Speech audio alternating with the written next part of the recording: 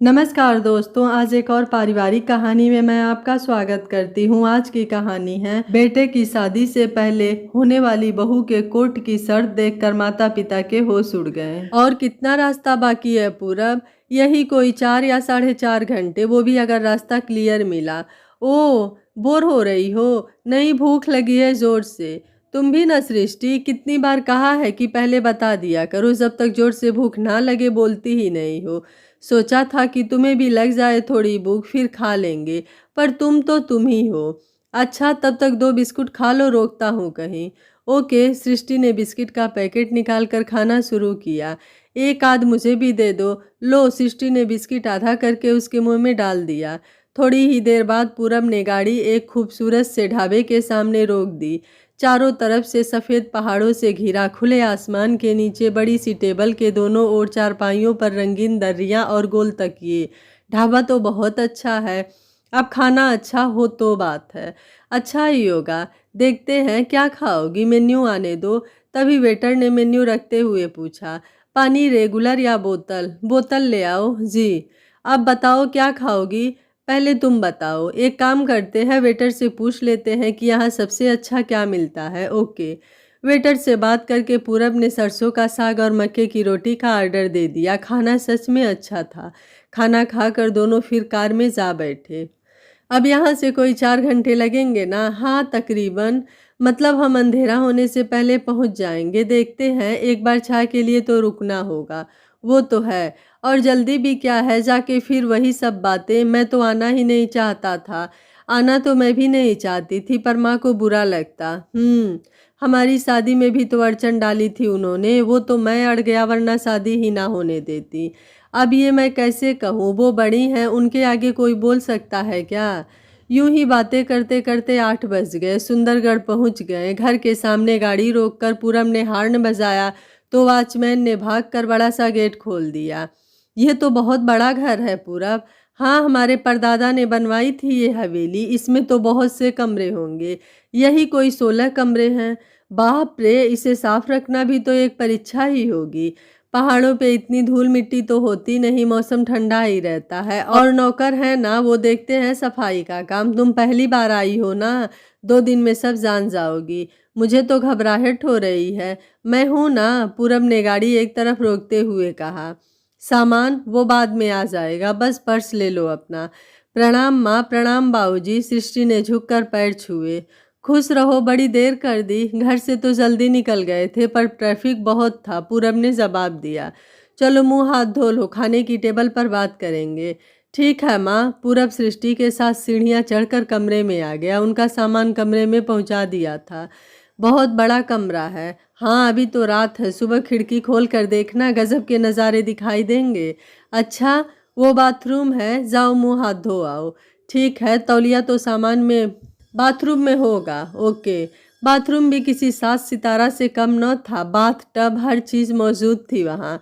बाप रे, सुना तो था उसने कि उसकी ससुराल वाले खानदानी रईस हैं, पर इतने ये नहीं पता था।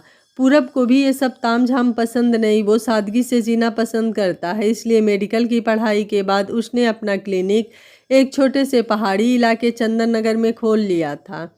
सृष्टि जब छुट्टियों में अपने मामा के यहाँ आई, तब दोनों की मुलाकात हुई और प्यार हो गया। पूरब चाहता था कि माँ और बाबूजी खुशी खुशी सृष्टि को स्वीकार करें, पर जानता था कि बाबूजी तो कुछ ना कहेंगे, पर माँ का मानना मुश्किल है। इसलिए उसने पहले ही कह दिया कि आप मानो या नहीं, शादी तो मैं सृष्टि से ही करूँगा। ऐसा हो ही नहीं सकता। इतने मामूली घर की लड़की हमारे घर की बहू नहीं बन सकती। जब हमारे घर की हो जाएगी तो मामूली कहाँ रहेगी माँ? वो भी उनका बेटा था, जवाब देना जानता था। अगर उससे शादी की तो सिवाय माँ खर्च के विरासत में और कुछ ना मिलेगा।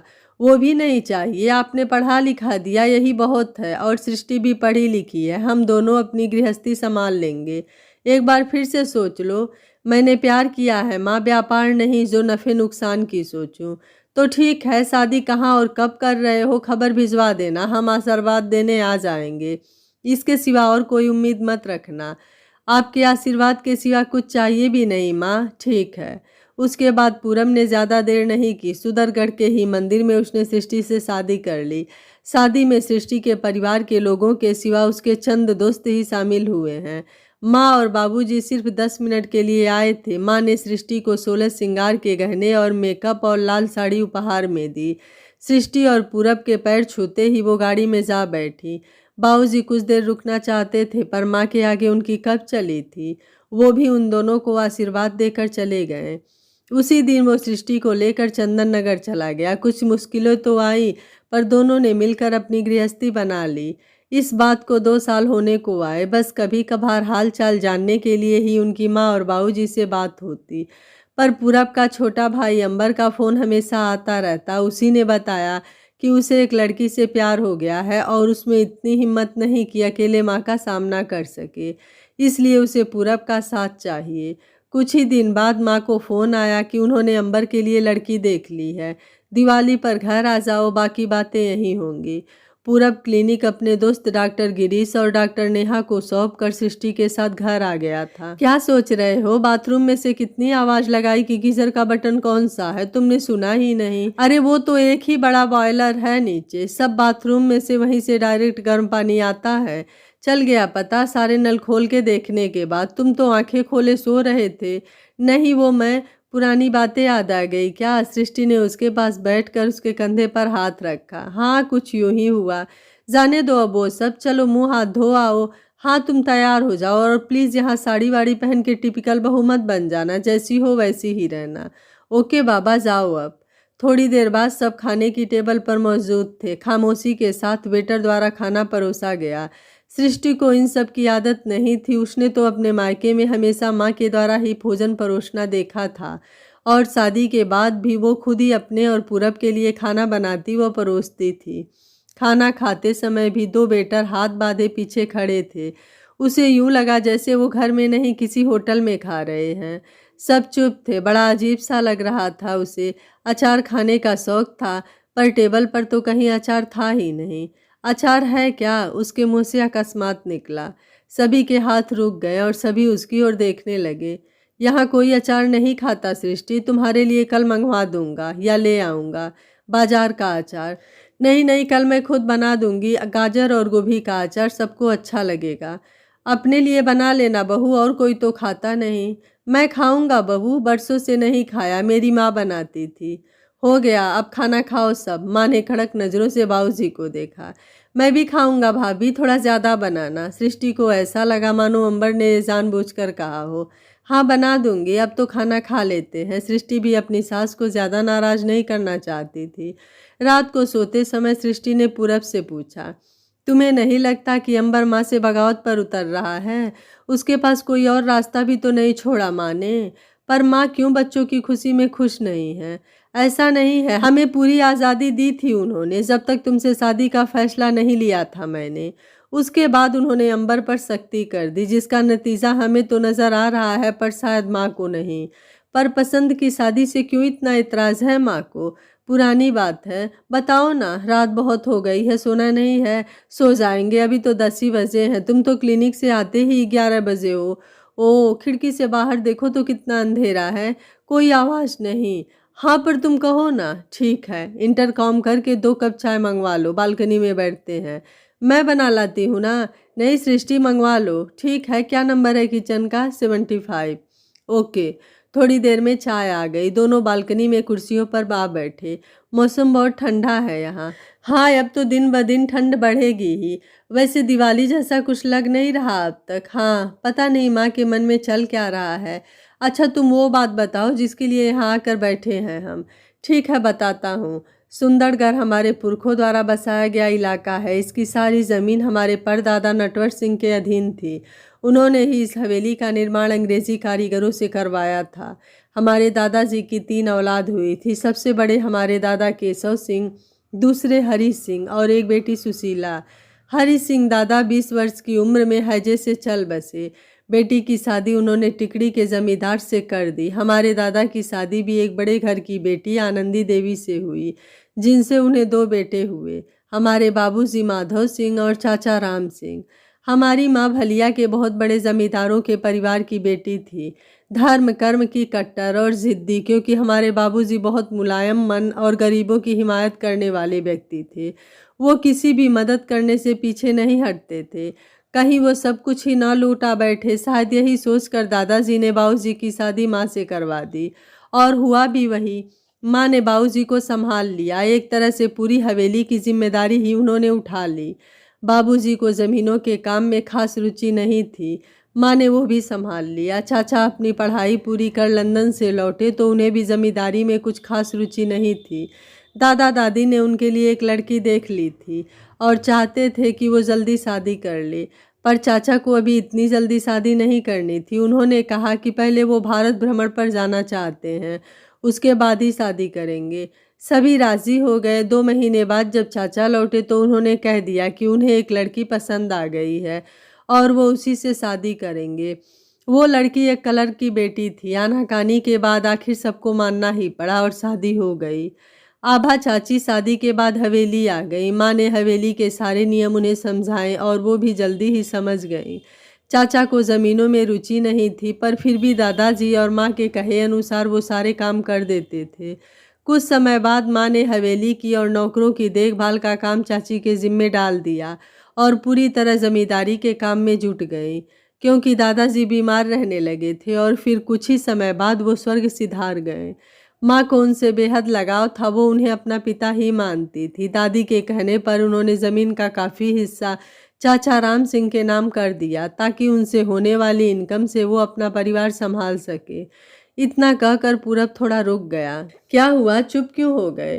तुम्हें नींद तो नहीं आ रही? नहीं, तुम आगे बताओ ना। तब तक हम दोनों भाई इस दुनिया में आ चुके थे। अंबर के पैदा होने के 2 साल बाद चाचा जी के यहाँ समर्थ पैदा हुआ और उसके 2 साल के बाद चाची ने एक बेटी को जन्म दिया। इस वंश की वो इकलौती बेटी थी। सब बहुत खुश थे और हम तीनों भाई भी, कि अब हमें हमारी बहन राखी बांधेगी। उसका नाम आराध्या रखा गया। घर में सभी उससे बहुत प्यार करते थे। माँ भी उसे बहुत चाहती थी। आराध्या जब 6 वर्ष की थी तो अचानक एक दिन चाची ने सबको ये कहकर हैरान कर दिया कि वो परिवार सहित गौतमपुर में रहने जा रही हैं। माँ, बाबूजी और दादी को एक झटका सा लगा। उन्होंने चाची को बहुत समझाना चाहा, पर वो किसी की सुनने की तैयार नहीं हुई। चाचा एकदम चुप थे। वो किसी बात का जवाब ही नहीं दे रहे थे। मैं उस समय 12 वर्ष का था और मुझे याद है कि माँ ने चाची के सामने हाथ भी जोड़े थे और पूछा था कि उन्हें यहाँ किस चीज़ की कमी है जो वो अचानक अपने मायके वाले इलाके में जाना चाह रही हैं। पर चाची ने कोई जवाब नहीं दिया। समर्थ, आराध्या और चाचा जी के साथ वो चली गई। उनके जाने के कुछ ही दिन बाद पता चला कि उन्होंने सुंदरगढ़ में उनके हिस्से की सारी ज़मीन बेच दी है और तिजोरी से भी सारे जेवर ले गई थी। दादी को ये सब देखकर दिल का दौरा पड़ा और वो गुजर गई। माँ भी गहरे सदमे में थी, जिनसे उबरने में उन्हें बहुत समय लगा। बाबूजी भी अपने आप में सिमट गए। फिर माँ ने अपने आप को मजबूत किया और फिर से ज़मीनों को संभाला, पर फिर से सब कुछ वैसा कभी न हो सका। उधर चाची ने गौतमपुर में ज़मीनें खरीदी, जिनमें से कुछ उन्होंने अपने भाई और उनके बच्चों के नाम कर दी। फिर ना कभी वो लौट कर आई, ना माँ ने उन्हें कभी बुलाया। बस यही बात है जो माँ कभी तुम्हें दिल से नहीं अपना सकी। ओह, यह तो सरासर विश्वासघात था पूरब। माँ ने इतना भरोसा किया और बदले में चाची ने ये क्या किया? दिल तो टूटना ही था उनका। हाँ, इसलिए वो शायद अंबर का रिश्ता भी उससे ना करें जिससे वो शादी करना चाहता है। अब क्या करोगे? अंबर को कैसे मनाओगे? मनाना अंबर को नहीं, माँ को है सृष्टि, मगर कैसे, यही तो समझ नहीं आ रहा। चलो अब सो जाते हैं, कल सोचेंगे कि क्या करना है। हाँ चलो। दूसरे दिन दोपहर को दोनों ने अंबर से बात की और बाजार जाने के बहाने वो अंबर के साथ उस लड़की से मिलने गए जिससे वो प्यार करता था। जागृति नाम था उसका। पूरब और सृष्टि को लड़की बहुत भली लगी, पर माँ को मनाना तो दूर की बात थी, उनसे इस विषय पर बात करना भी मुश्किल था। तभी सृष्टि को एक आइडिया आया और उसने उन तीनों को बताया। तुम्हें लगता है कि यह आइडिया काम करेगा सृष्टि? इसके सिवा कोई और चारा है हमारे पास क्या? पर जागृति को इस पर ऐतराज़ नहीं होना चाहिए। नहीं भाभी, मुझे कोई ऐतराज़ नहीं है। जब मुझे अंबर से प्यार हुआ तो मुझे पता भी नहीं था कि इनके माता पिता कौन हैं। तो ठीक है फिर, अंबर तुमसे जो कहा है वो करो। जागृति, तुम परसों पहुंच जाना टाइम से। ठीक है भाभी, एक बार फिर सोच लो जागृति, पूरब ने कहा। इसमें क्या सोचना है भैया, अपने मम्मी पापा से पूछ लो, उसकी भी ज़रूरत नहीं है भैया, वो मेरी खुशी में ही खुश हैं। ठीक है, फिर देखते हैं माँ का इस पर क्या रिएक्शन आता है। 4 दिन बाद दिवाली की छुट्टियां थी। हवेली में माँ व्यस्त हो गई थी। पूरब और अंबर भी उनके कहे अनुसार काम कर रहे थे। पूरब और सृष्टि ने महसूस किया कि माँ अंबर से बहुत कम बात कर रही थी, पर अंबर हर काम उनसे पूछ कर ही कर रहा था। सृष्टि और पूरब के कहे अनुसार वो जितना हो सके माँ की आंखों के सामने ही रहता। सृष्टि की आइडिया पर भी काम हो रहा था, जिसकी भनक भी इन चारों के सिवा किसी और को नहीं थी। दिवाली से 2 दिन पहले जब माँ और बाबूजी शाम के समय बाहर लॉन में बैठे थे, तभी पूरब, अंबर और सृष्टि उनके पास आकर बैठ गए। चाय पियोगे तुम सब? माँ ने पूछा। हाँ माँ, मैं पीऊँगी, सृष्टि ने कहा तो पूरब और अंबर ने भी हाँ में सिर हिला दिया। माँ ने कुछ दूर खड़े बॉय को बुलाकर उनके लिए चाय लाने को कहा। चाय पीने के बाद पूरब ने कुछ पेपर निकाल कर माँ के सामने रख दिए। ये क्या है? ये कोर्ट से मंजूर पेपर है माँ। किस चीज़ के? यही कि सृष्टि और जागृति का हमारी पुश्तैनी जायदाद से कुछ लेना देना नहीं होगा। कभी भी ये कोई भी ज़मीन या हवेली में कभी कोई हिस्सा नहीं मांगेंगी और इन्हें पुश्तैनी जायदाद पर कभी कोई अधिकार नहीं होगा, ना इन्हें ना हमारे होने वाले बच्चों का। इन्हें बस वही मिलेगा जो इनके पति इन्हें कमा कर देंगे। अरे ये सब क्यों? बाबूजी बोल उठे। हम सब माँ के डर और दर्द को समझते हैं बाबूजी, और नहीं चाहते कि हमारी वजह से माँ के मन को ज़रा सी भी तकलीफ हो। हमें कुछ भी नहीं चाहिए सिवाय आप दोनों के प्यार और आशीर्वाद के। बस आप अंबर को जागृति से शादी की इजाज़त दे दीजिए, क्योंकि आपके आशीर्वाद के बिना ये दोनों अपना घर कैसे बसा सकते हैं। पेपर हाथ में लिए माँ बहुत देर तक यूं ही बैठी रही और शून्य में देखती रही। माँ क्या हुआ? आप ठीक तो हैं? सृष्टि घबरा गई। हाँ, हम ठीक हैं बहू। तो फिर बच्चों को जवाब दो गायत्री। माँ ने अपना मोबाइल उठाया और एक नंबर मिलाया। सभी घबराए हुए थे कि जाने माँ क्या करने वाली हैं। हेलो जी, हम गायत्री बोल रहे हैं। क्षमा चाहते हैं, हम आपके घर रिश्ता लेकर नहीं आ रहे हैं। हमारे बेटे ने लड़की पसंद की हुई है जिसका हमें पता नहीं था। सामने से क्या कहा गया किसी को पता नहीं। जी ज़रूर, हमारी नज़र से कोई अच्छा रिश्ता हुआ तो ज़रूर बताएंगे, धन्यवाद। इतना कहकर माँ ने फ़ोन रख दिया। फिर उन्होंने सबके चेहरे को देखा और बोली, जागृति से मिलना है हमें। कब आ सकती है वो? अब तो काफ़ी शाम हो गई है, वो इतनी देर बाद घर से नहीं निकलती। कल सुबह बुला लूँ? अंबर ने धीरे से जवाब दिया। ये तो अच्छा है कि वो इतनी देर बाहर नहीं रहती। उसे फ़ोन कर दो कि कल सुबह आ जाए। जी, अंबर ने कहा, पर उसका दिल जोर जोर से धड़क रहा था। बहू, जी माँ, जरा रसोई आज तुम देख लो क्या बनवाना है। खाने में महाराज को बता दो, हमारे लिए पालक का सूप जरूर बनवा देना। बाकी सबसे पूछ लो। माँ, पालक सूप मैं बना दूँ आपके लिए? मेरे पापा कहते हैं कि मैं अच्छा बनाती हूँ। हाँ, बना दो।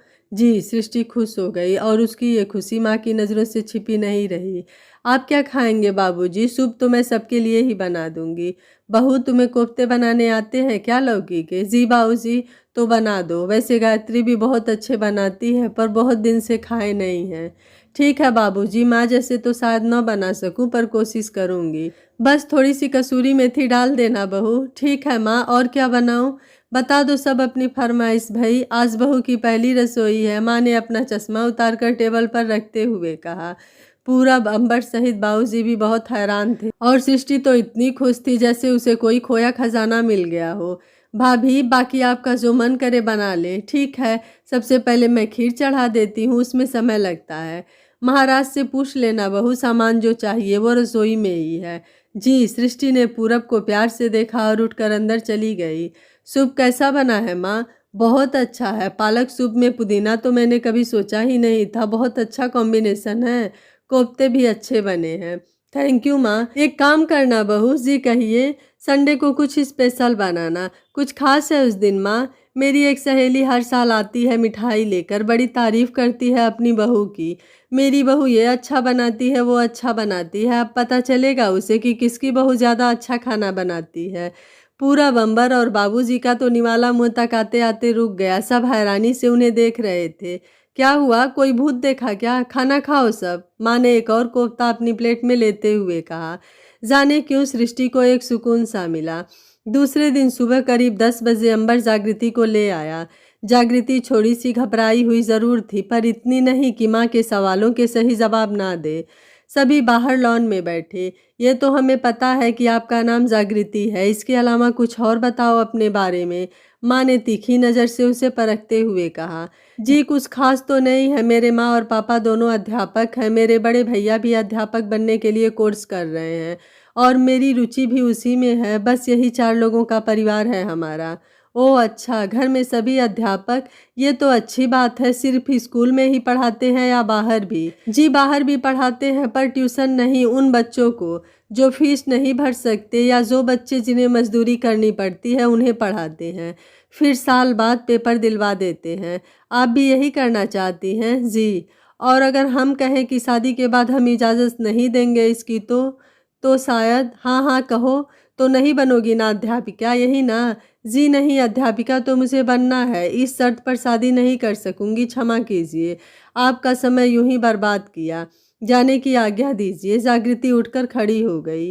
अंबर के चेहरे की रंगत पीली हो गई। उसकी समझ में कुछ नहीं आ रहा था कि वो क्या बोले। बाकी सबका भी वही हाल था। अंबर, जागृति को घर छोड़ाओ, और जागृति तुम सबके लिए चाय नाश्ता अपने हाथों से बना कर रखना, हम सब कल शाम को आएंगे आपके माँ पापा से आपको मांगने। जी, मारे हैरानी के जागृति जड़ हो गई। अरे क्या हुआ, तुम दोनों भी जाओ इनके साथ, पूरब और बहू मिलाओ इनके परिवार से और संदेश भी दे दो हमारा। माँ आप कितनी प्यारी हैं। सृष्टि ने माँ के गले में पीछे से अपनी बाहें डालकर उनके गाल पर चूम लिया तो सब एक बार फिर से घबरा गए। सृष्टि ये क्या कर रही हो, माँ को ये सब पसंद नहीं। क्यों, मैं तो मेरी जन्म देने वाली माँ को भी ऐसे ही करती हूँ, फिर ये तो मेरी सासू माँ है। सृष्टि ने माँ को और जोर से जकड़ लिया। अरे पर तुम चुप रहो पूरब, और ये मक्खन लगाना बंद करो। बहू जाओ तुम सब, और हाँ जल्दी आना, बहू ने खाना भी बनाना है, हमसे नहीं होता ये सब। अब तुम लोग संभालो, हम तो आराम करेंगे। बस गए और आए माँ, चलो भैया भाभी, अंबर ने जल्दी से कहा और कार की तरफ बढ़ गया। उसकी हड़बड़ाहट देखकर माँ मुस्कुरा दी। अंबर की शादी भी बड़ी सादगी से मंदिर में ही हुई। शादी के तीसरे दिन उन चारों को ही तब झटका लगा जब उन्हें पता चला कि माँ ने बहुत बड़ा रिसेप्शन रखा है, जिसमें सारे सुंदरगढ़ के निवासियों को न्योता दिया है, चाहे वो गरीब हो या अमीर। और यह रिसेप्शन सिर्फ अंबर और जागृति का नहीं बल्कि पूरब और सृष्टि के लिए भी था। रिसेप्शन के दिन सुबह ही माँ ने सृष्टि और जागृति के लिए बहुत ही सुंदर लहंगा चोली और जड़ाऊ गहने उनके कमरों में रखवा दिए थे। पार्लर वाली भी दोनों के कमरे में आ गई थी। रिसेप्शन पर दोनों जोड़ों को सभी ने बधाई और आशीर्वाद दिए। माँ और बाबूजी के चेहरे से लग रहा था कि वो बहुत खुश हैं। सृष्टि की हैरानी तब बहुत ज़्यादा बढ़ गई जब उसने अपने सारे परिवार को वहाँ देखा। जागृति का परिवार तो था ही वहाँ। मेरे परिवार को कब बुलाया माँ ने? अंबर की शादी से पहले ही फ़ोन नंबर लिए थे माँ ने मुझसे और तुम्हें बताने को मना किया था। सच में ऊपर से ही कठोर लगती है माँ, मन तो एकदम निश्चल है। हाँ, काश चाची ने उनका दिल न दुखाया होता। अब जो हो गया वो हो गया। तभी माँ और बाबूजी उनके पास आए तो चारों ने उनके पाँव छुए। कुछ देना चाहते हैं हम तुम दोनों को, माँ ने सृष्टि और जागृति को देखते हुए कहा। आपका आशीर्वाद मिल गया माँ, हमारे लिए तो यही सब कुछ है। फिर भी ये पेपर याद है ना? माँ ने अपने हाथ में पकड़े पेपर दिखाए। हाँ माँ बिल्कुल याद है, आप बेफिक्र रहिए। बेफिक्र तो हमें तुम दोनों ने कर ही दिया है, पर हमें कुछ और भी चाहिए। कहिए माँ, हम वही करेंगे जो आप कहेंगी, पूरब ने कहा। हाँ माँ आप कहिए, अंबर बोला। तो अब तुम चारों हमें छोड़कर नहीं जाओगे। पूरब, यहाँ सुंदरगढ़ में भी डॉक्टर की बहुत ज़रूरत है और जागृति के लिए भी यहीं एक स्कूल बनेगा जिसमें गरीब बच्चों को पढ़ाया जाएगा बिना किसी फीस के। हमने यहाँ के मुख्यमंत्री जी से बात कर ली है, वो हमारी मदद करेंगे। बच्चों की किताबें और स्कूल में खाने का इंतज़ाम भी स्कूल में रहेगा। अंबर हमारे साथ ज़मीनों का काम संभालेगा और सृष्टि को हवेली संभालनी होगी। कहो क्या कहते हो? माँ जो आप कहेंगी वही होगा। चारों उनसे लिपट गए। कोई हमें भी गले मिल लो, बाप हूँ तुम सबका। बाबूजी बोल उठे तो सब उनसे भी लिपट गए। और ये पेपर तुम ही सब रखो। माँ ने पेपर के छोटे छोटे पुर्जे कर सृष्टि और जागृति के हाथों में दे दिए तो सब हंस पड़े। वैसे वो कोर्ट पेपर वाला आइडिया किसका था? बाबूजी ने अचानक पूछ लिया तो सब एक बार फिर से घबरा गए। किसी का भी हो, बढ़िया आइडिया था, मगर माँ ने हंसते हुए कहा तो सभी हंस पड़े। यह कहानी आपको कैसी लगी आप मुझे अपनी राय कमेंट बॉक्स में ज़रूर दीजिएगा। वीडियो पसंद आया है तो वीडियो को लाइक शेयर एंड चैनल को सब्सक्राइब कर लीजिएगा। Thank you for watching. मिलते हैं अगली कहानी में।